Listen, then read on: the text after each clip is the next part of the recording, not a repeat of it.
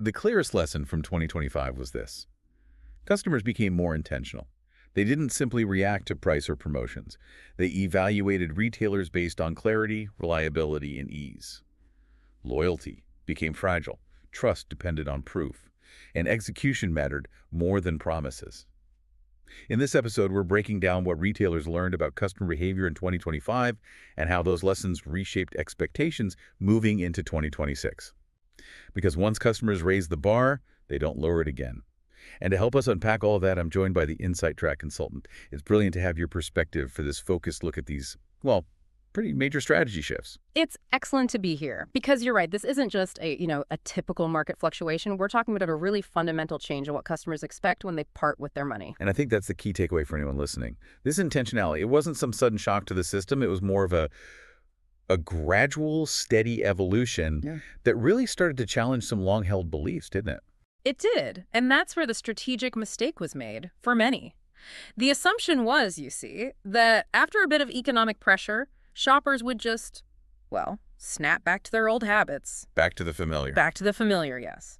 Chasing the biggest discount or the most convenient option. But instead, retailers were met by what we've started calling the more considered customer. Okay, what does that mean in practice?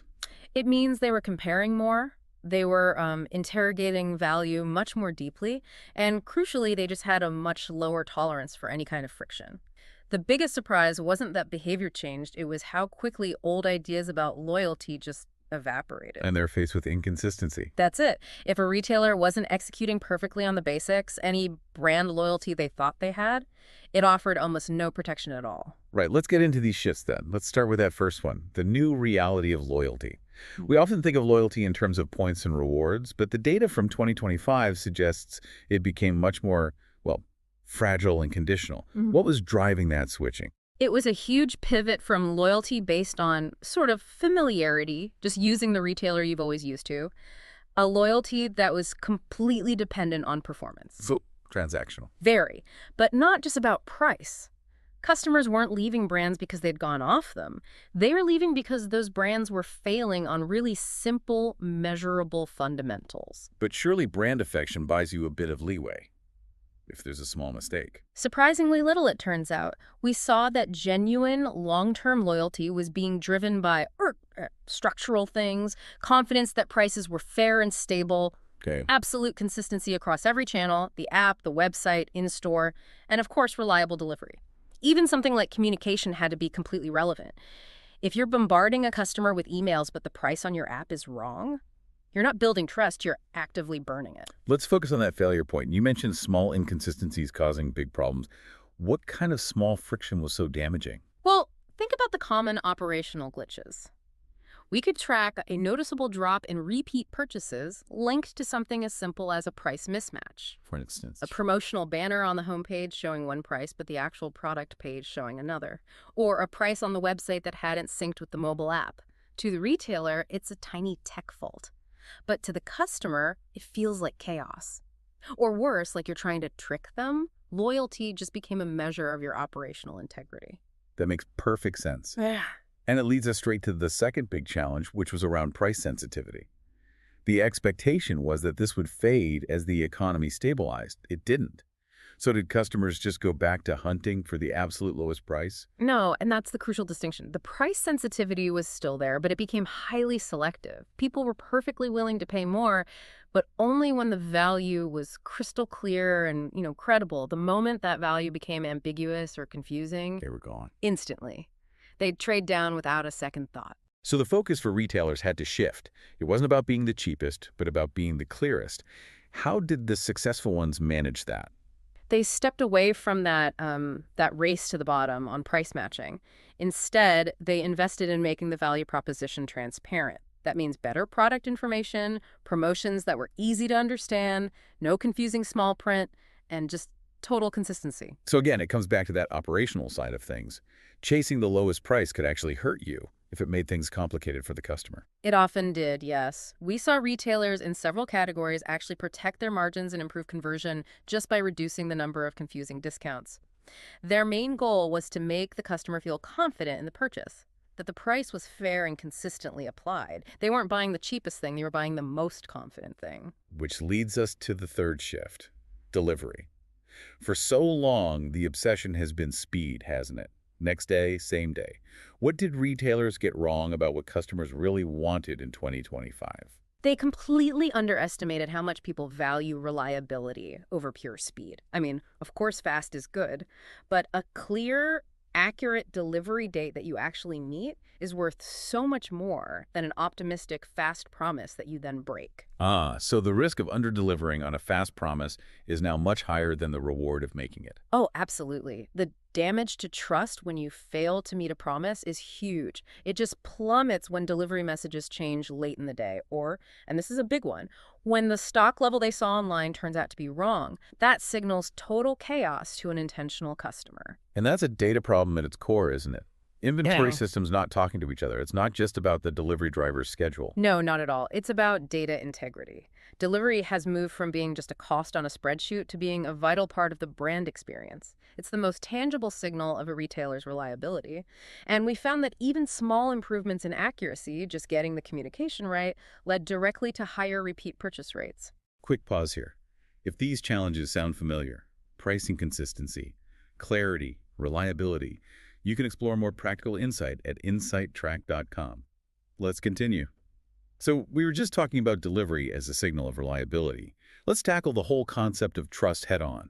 For decades, a big brand and a big marketing budget were enough. Was that still true in this new environment? Not on its own, no. Brand recognition still gets you the initial click, gets you on the consideration list. But to build real trust, you needed proof. And that proof had to be built through relentless consistency. Marketing slogans became far less important than just getting the basics of the transaction right. And those proof points are the same things we've been discussing: pricing, delivery. They are. The things that build trust are stable prices that make sense, promotions that feel honest, stock messages that are actually accurate, and customer service that's straightforward when you need it. These are the things the intentional customer is evaluating with every single click. And the penalty for failing those tests sounds like it's much worse than just losing one sale. It is. The stakes are so much higher now. What we learned is that when a retailer broke that trust, say, with repeated delivery failures, the customer didn't just abandon that one shopping basket. They mentally categorized that retailer as unreliable. They put them in a do not use bucket. Exactly. And getting yourself out of that bucket is vastly harder and more expensive than just trying to win back a single lost sale. This kind of customer is very unforgiving. That says a lot about how mature the market has become. Okay, let's touch on the final shift, one that was maybe a bit quieter but really significant: the rise of AI-assisted shopping. How were these tools changing the journey before a customer even got to a retailer site? This might be the biggest long-term change of all. Customers are now almost as standard using AI tools, language models, sophisticated comparison engines, to do their initial research. To narrow the field. To narrow the field, precisely. They compare options, they filter their choices, and all of this happens before they even think about engaging with a specific retailer. The AI is the first gatekeeper. Which means retailers are suddenly competing for the attention of a machine before they even get to the person. What does that do to the importance of their product data? It makes it exponentially more important. The AI depends on clean, structured data feeds. So the demand is now sky high for really clear product attributes, accurate metadata, and perfect sync between the price, the description, and the real-time availability. So if your data says a dress is cotton, but somewhere else it says synthetic, the AI might just exclude you from the results altogether. It could, yes. Poor data quality doesn't just hurt your conversion rate at checkout anymore. It affects your basic visibility across the entire shopping journey. If your foundational data is a mess, the algorithms might just ignore you, no matter how good your brand or your prices are. Okay, let's try to bring this all together. The big lesson from 2025 seems to be that customers are now incredibly intentional. They're judging retailers on clarity and reliability.